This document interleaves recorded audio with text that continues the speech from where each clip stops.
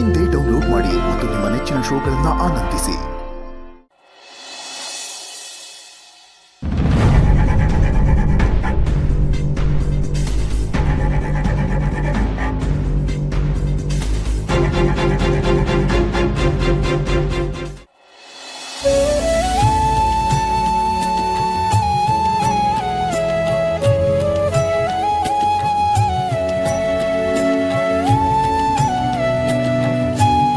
ಅಕ್ಕಾರ, ನನ್ನ ಕಡೆಯಿಂದ ಹ್ಯಾಪಿ ಜರ್ನಿ.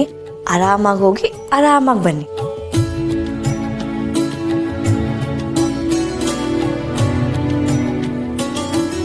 ಅತ್ತೆ,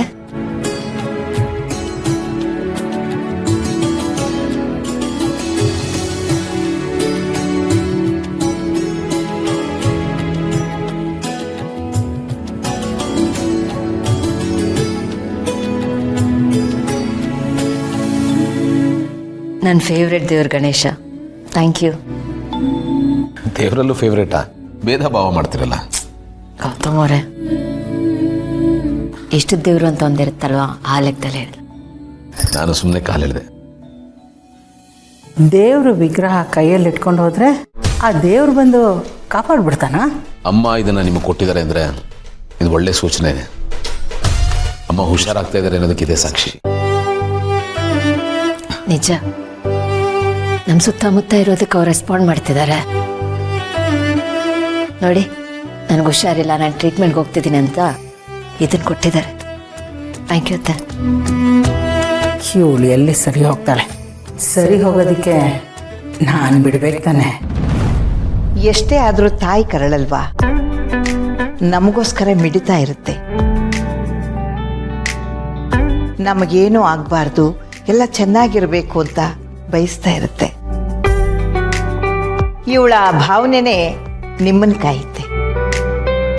ನಿಜ ಅಜ್ಜಿ, ನನಗೂ ಆ ಒಂದು ಪಾಸಿಟಿವ್ ಫೀಲಿಂಗ್ ಇದೆ. ಸರಿ, ಆಶೀರ್ವಾದ ತಗೊಳ್ಳಿ. ಅಮ್ಮ,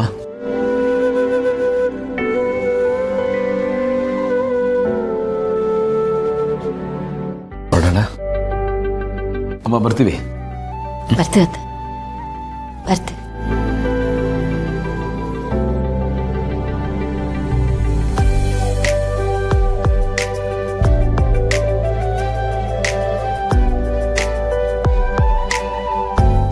ದೇವ್ರೆ, ನನ್ನ ಸೊಸೆಗೇನೂ ಆಗದೆ ಇರಲಪ್ಪ.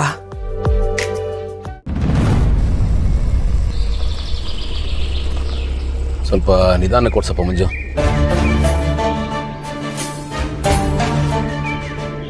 ಏನಾಗ್ತದೆ ಭೂಮಿಕಾ? ಏನಿಲ್ಲ, ಸ್ವಲ್ಪ ಸಂಕಟ ಆಗ್ತದೆ.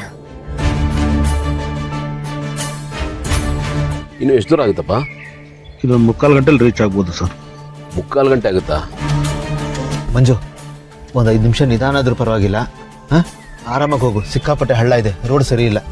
ಸರಿ ಸರ್, ಆಯ್ತು.